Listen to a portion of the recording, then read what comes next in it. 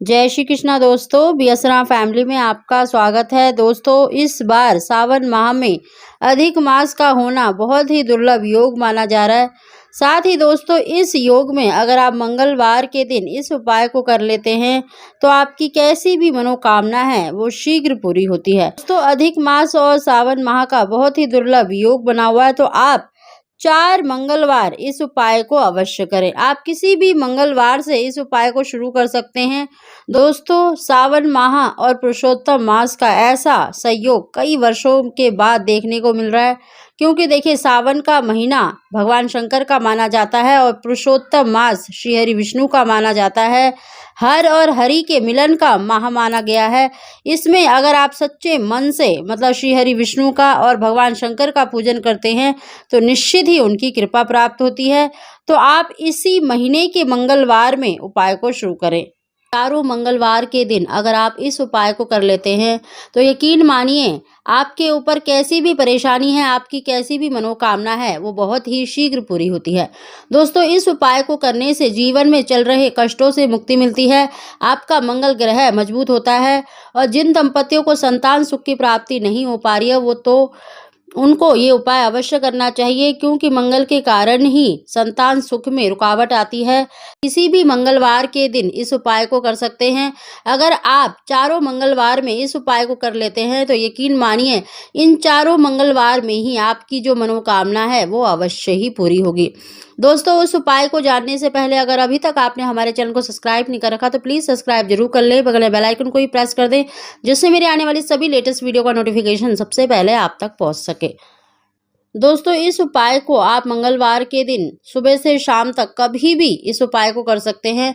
इस उपाय को करने के लिए आपको मात्र शहद लेना है और आपको अगर धतूरे का जो फल होता है, अगर धतूरे का फल मिल जाता है तो वो अवश्य ले और 1 लोटा जल आपको लेना है। इन सभी वस्तु को लेकर आपको शिव मंदिर में जाना है और सबसे पहले जो धतूरे का फल आपने लिया है, धतूरे के फल का जो ऊपरी वाला हिस्सा होता है उसको अच्छे से आपको शहद में डुबो लेना है। यानी धतूरे के फल पर आपको पूरा शहद लगाकर आपको मंगलेश्वर महादेव का ध्यान करते हुए आपको शिवलिंग पर चढ़ा देना है। दोस्तों, धतूरे का फल चढ़ाने से फल की ही प्राप्ति होती है। जिन दंपतियों को संतान सुख नहीं मिल पा रहा तो उन्हें धतूरे का फल और धतूरे का जो फूल होता है वो अवश्य ही शिवलिंग पर चढ़ा देना चाहिए। दोस्तों, अगर आपके ऊपर ऋण बहुत ज़्यादा हो रहा है, यानी आपके ऊपर कर्जा बहुत ज़्यादा हो रहा है, तो आप ऋण मुक्तेश्वर महादेव का नाम लेकर इस धतूरे के फल को आपको शिवलिंग पर चढ़ा देना है और ऊपर से आपको 1 लोटा जल, यानी शिवलिंग पर जो आपने धतूरा चढ़ाया है, धतूरे के ऊपर ही आपको 1 लोटा जल ओम नमः शिवाय या श्री शिवाय नमस्तुभ्यम का जाप करते हुए शिवलिंग पर वो जल चढ़ा देना है। दोस्तों, अगर आपको मतलब जैसे धतूरे का फल नहीं मिलता है तो आप इसकी जगह 2 फूलदार लौंग ले सकते हैं।